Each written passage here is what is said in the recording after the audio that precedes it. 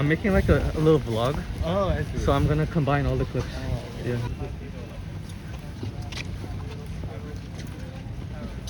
Are you UBC? Yeah, I think most of the guys Most of us are. Yeah. Third year, second year? Well, actually, I'm 50. Wow, okay. I figured this would be more of an event for like undergrads. Actually, I don't know. I received the email from.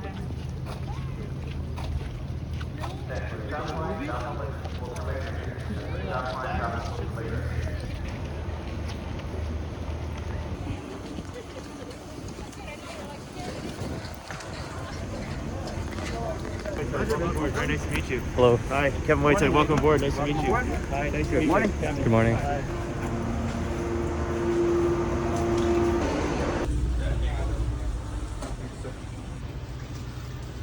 Going to allow us to confirm if somebody's got the COVIDs, and that we can later, when we proceed to see if the pilot disembarks, we'll be able to remove our mask.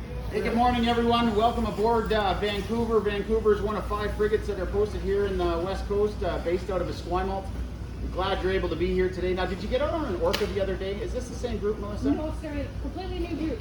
You've got an even cooler ride. So I want you to take advantage of today. It's always an option. So please ask questions, interact with our sailors, get what you want out of today, and you'll have an exciting boat ride, but hopefully not so rainy and wet getting ashore when we get to Victoria. So, Sir, first off, welcome aboard HMCS Vancouver. We are just one of an incredible number of ships in the Royal Canadian Navy who are doing, I believe, for Canada and for the government of Canada. It's our absolute honor to have never been to UBC, but I want to go. So you beat me to this by coming on board our namesake city ship. I turn over to my coxswain in a second to talk a little bit about safety, but this day is all about you and certainly your fellow students at UBC about the great things in the Navy and what we do. And then HMCS Vancouver, you can see here, this is our morale patch, and you can see our it's a battle cat that is our mascot. We call that cat a Vanguard. When you're on the bridge, you'll see Vanguard sits right beside me and helps keep us safe no matter where we are in the world. So probably one of the 2 coolest engineers, the weapons and sensors that we have on board.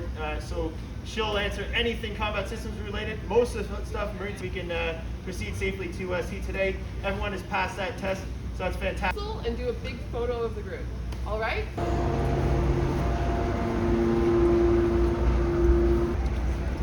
First, yes, this is all departure bands.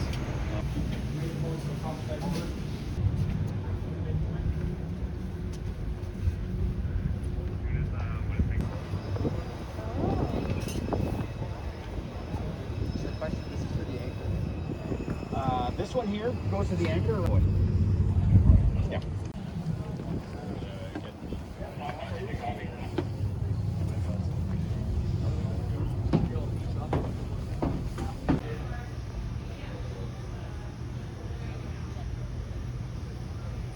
Biomed program. I see. So I'm hoping to go into biomed.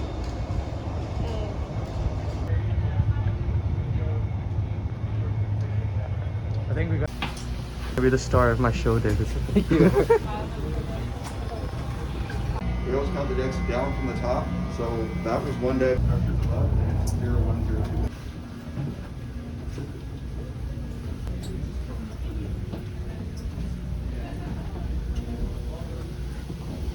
Hello.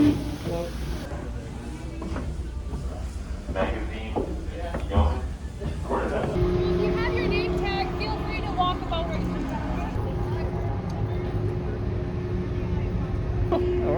Why is your uniform different compared to everyone else's? I'm Australian, so it's I see. Different Navy, different. These guys are wearing more formal stuff. It's been Cool. different countries. That's all. Yeah.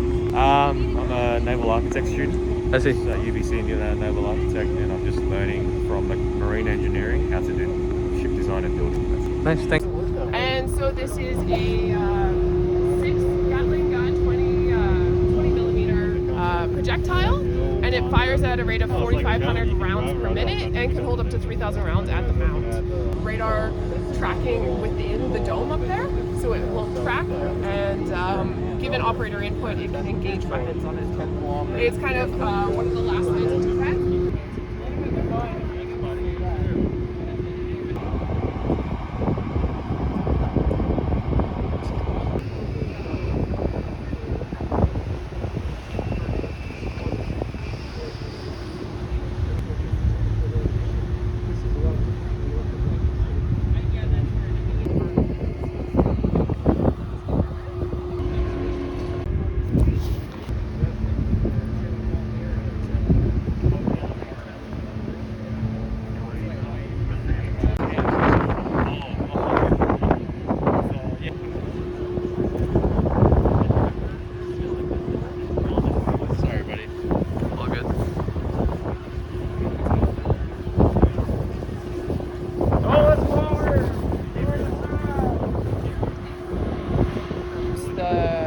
senior ship, and then the senior ship returns that salute. I see. So how does the ship, like, is it okay if I record you? Yeah. How does a ship salute another ship? They do it by everyone on the upper decks coming to attention, as well as they play a pipe, a whistle, as they pass. I see. Okay, thank you. Yeah, of course. Yeah, next to attention as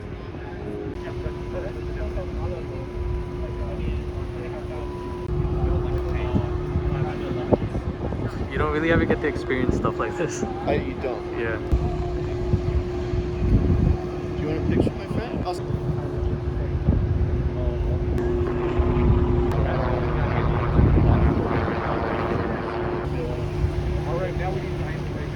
This thing's supposed to go really fast. I really want to see the maneuver where it like spins on a dime. So you can turn it in one ship length. Oh, no way. To stop in one ship length, so if your ship is this long, it'll Yeah. stop like that. Holy cow, dude. You could be you could pull a Tokyo drift on this. right is the Sea Sparrow missiles. Harpoons are for land and surface-based attack, and Sea Sparrows are for air attack. Okay, now we're just going to move forward to the boat deck where we've got some small boats that we launch, and then we're going to go inside through what's called the CSaS flats. Events that we have a chemical, biological, radiological, and nuclear situation, we want to make sure that it's pressurized and certain parts of the ship are safe. So half of you loaded. Perfect.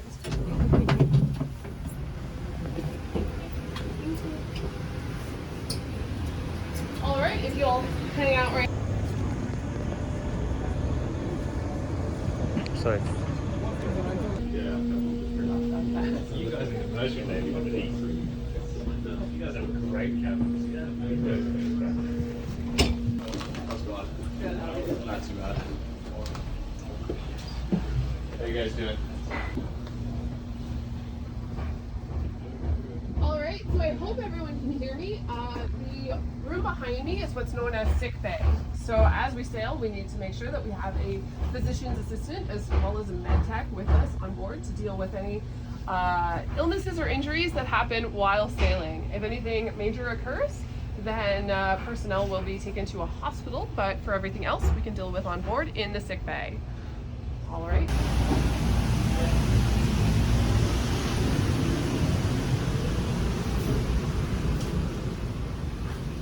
Base 2. In the event that there is any damage control, a lot of this equipment is all around you. You'll get a further demonstration later, but just now a brief outline. All the way over there, we've got what's called our hazmat locker in the event we have a... all right, so now we're going to move aft, and I'll show you our...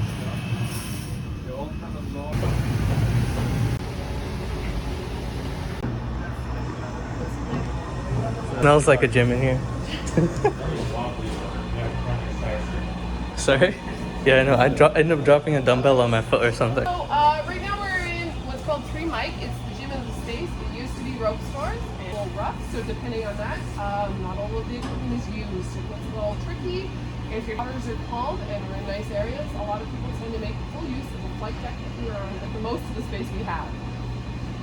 All right, yeah, see escapes.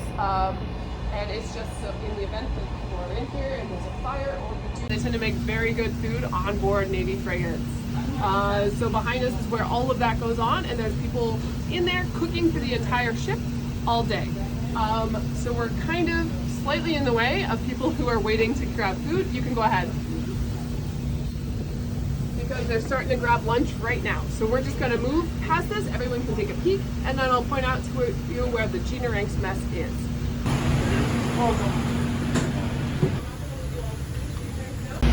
Would you mind like maybe going over the menu? All right. Yeah.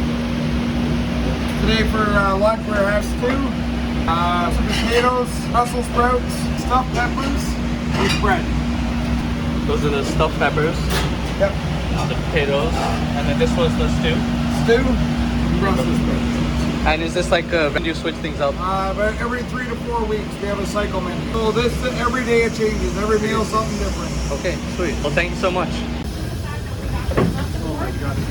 Everybody who's on board the ship, you see them running places.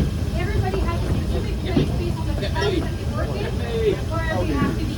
So if you're not in that space, you're in We're gonna split you guys into 3 groups. We'll have a 4 engine room, an half engine room, and the MCR, which stands for the machinery control room / HQS, so damage control headquarters, number 1. Who wants to go with the first group? Start by identify. Cool. If you can just. Full switch is over here, and is also protected by AFFF, aqueous film forming foam. As you can see, this is the one of the escape hatches to the upper decks. Okay. All right.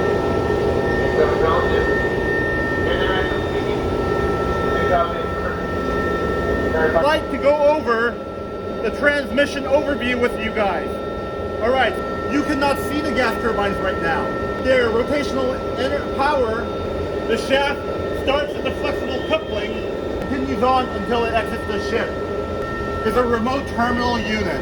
Unrelated to propulsion. It's a diesel-driven fire pump. Power main is about this thick.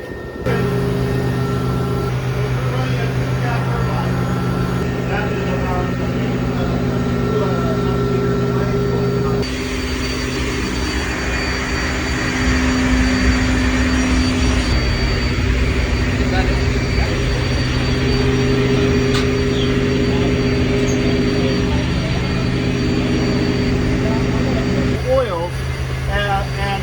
make sure that the effluent that is released is free from all the heavy metals, oils, and pollutants.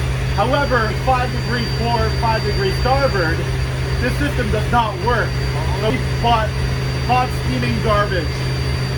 Water in a great tank so that it's just sucked out there. The bilge water is in the actually we do have tanks. So way forward, I can't get it forward without the platform. The controllable reversible pitch propeller, and it uses oil. The engine runs at approximately like 80 degrees Celsius. Fresh water is 50 degrees Celsius, so the fresh water will cool the engine. Okay. I thought the opposite close to We got the live video going on. Oh, yeah. Hey, whoever's gonna watch that video later, how's it going? I don't know if it's in. Also, senior engineering watchkeeper in training, and he'll talk about that a bit. And I got Masayo's son. He's our controls technician on board ship. And the ship needs to, at least the warship, it needs to float for sure. That makes sense. It needs to move, and it needs to fight.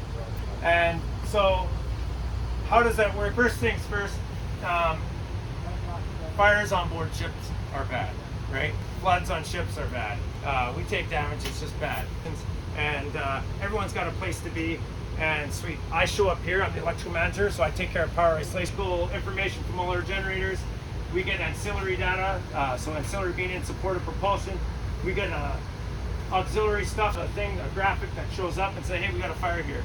Do you guys know what that thing is on the CSaS helicopter? It's when the deck's moving around a lot on the deck, so it makes things a lot easier. And not too long ago, what I did was I was moving while I was stressing, and then I put this on my head and I was walking through the flats. I was completely blind, and I walked into the EXO and almost shoulder checked her into the bulkhead. So make sure you're completely dressed. Put this on. Put it on over your nose, make sure it's all tucked in. Pressure on, and then you're all dressed, and now you're ready to move. This between emergency stations and action stations. Actions when you're like in a fight. Yeah, that's right, yeah. Inboard emergency, say if there's a fire or a flood, right? So for that case, you don't need your ballistic eyewear, but in my ballistic eyewear right now. It's going to pull up the emergency station, fire, fire, fire. Fire is going.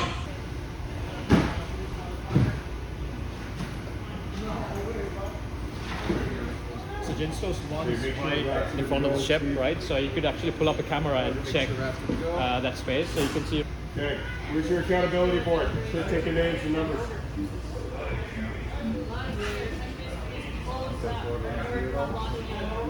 So right now, as you can see, I have a second team being set up for firefighting capabilities. And I have another one that we've just sent out on my personal techs, which we call them RAT, Rapid Attack Team. They are the first firefighters in to handle any situation, including casualty extraction, grabbing any casualties for the casualty clear. Okay, so that's what we do as the MSC. Right now, Torpedo magazine. Yeah, right? if we were going to the torpedo magazine, you'd just scan the door high and low, and then it tells you the temperature. Station there, crack the door, take a look around, see if we saw any casualties. Yeah, you can just see that. Yeah, it's how different he looks. It takes all that pressure that the water on the other side will be putting on that door, and just transfers it to hard points on the ship. Everybody, I'm Master Sailor C. I'm part of the MSC department on Vancouver. I deal with more of the DC or the damage control side of the house, not so much the engine spaces.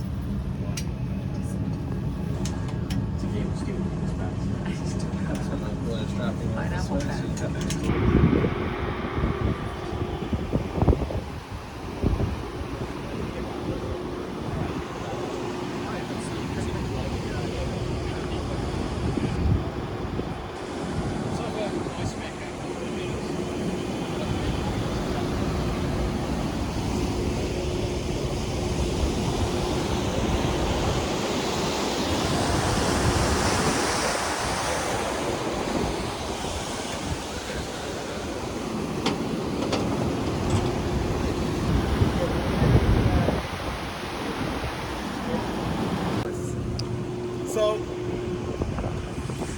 what we have here set up is a little bit of pumping here. And a hose. We're going to talk about hose handling. And we're first going to start talking about the firemen.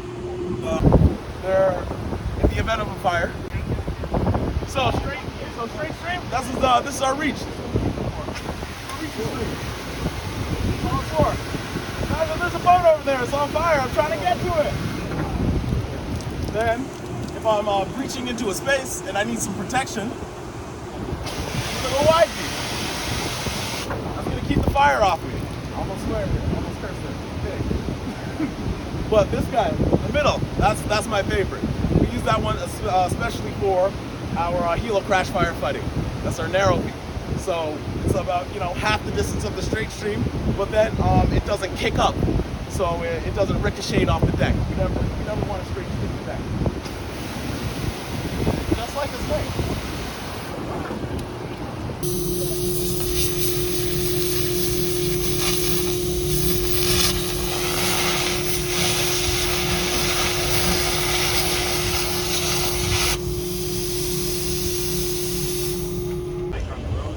That's like a Spy 1.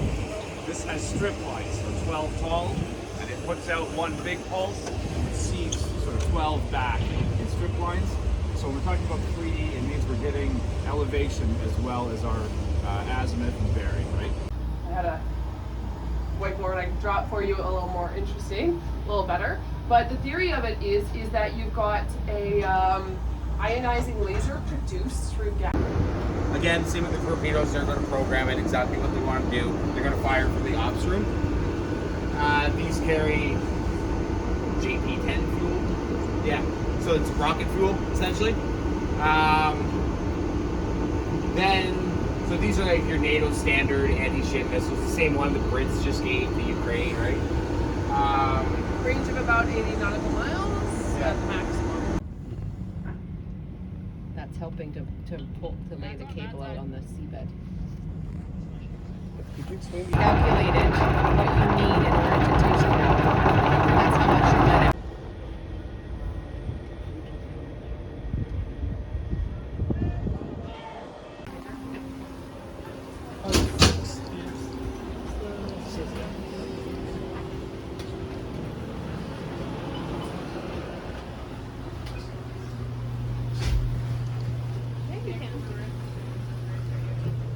Our boat's going to be lowered on that side. If you want to look over the side. Oh, so there you are. Oh, I was here all along. Yeah, you can tend to think of just what's coming up, what's next, your trip back, whatever you have next in your program. But one thing that I found in my time in the Navy, but really just in life, set your mind to really experience kind of key moments. and it might not seem like it now, but just this trip back. Just don't think about what's next. Just have a fun trip back. I don't want too many cooks in the kitchen. Wait a second.